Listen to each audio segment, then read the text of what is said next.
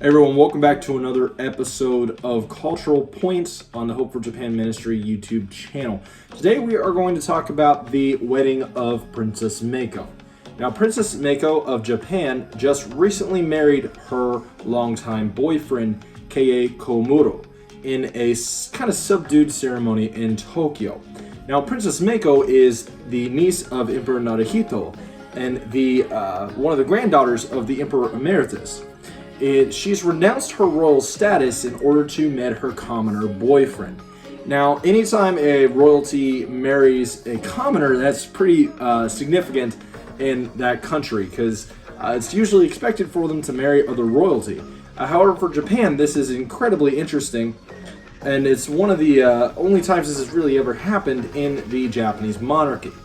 So, Princess Mako finally married her longtime fiancé, Kei Komuro. They didn't expect very pomp and circumstance of a royal wedding.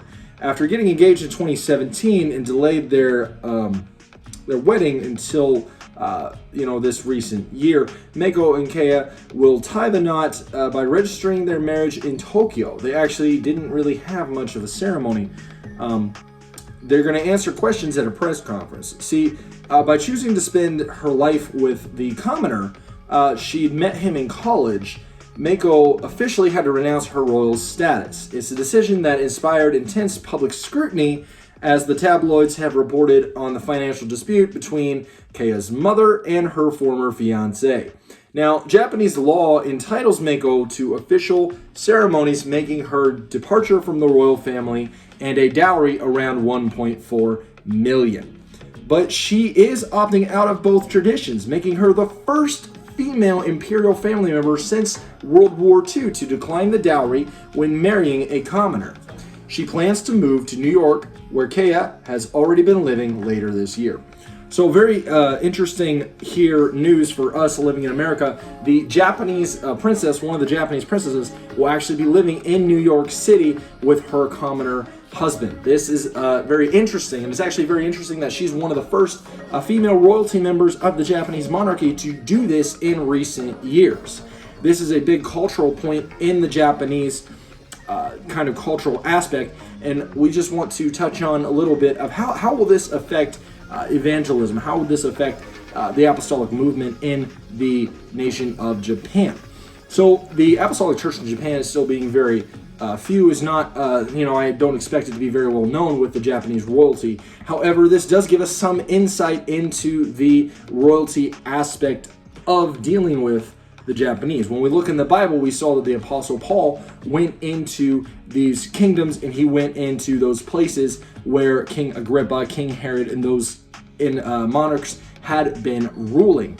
And he went in and he still presented the gospel. Now, this shows us a trend that it is not so much in the younger crowd, or at least with Princess Mako, it is not so much a duty to their family or to the royal name that comes first as much as is their personal aspirations and ambitions, which could be a good light for the gospel, kind of giving us this way forward to let them kind of step out of that Shintoist, Buddhist, Shinto kind of tradition that they're stuck in as royalty, having to be the kind of spiritual show figures for the nation of Japan. Now, something else that this is definitely going to tell us about the culture of Japan is that Japan is rapidly evolving in its culture.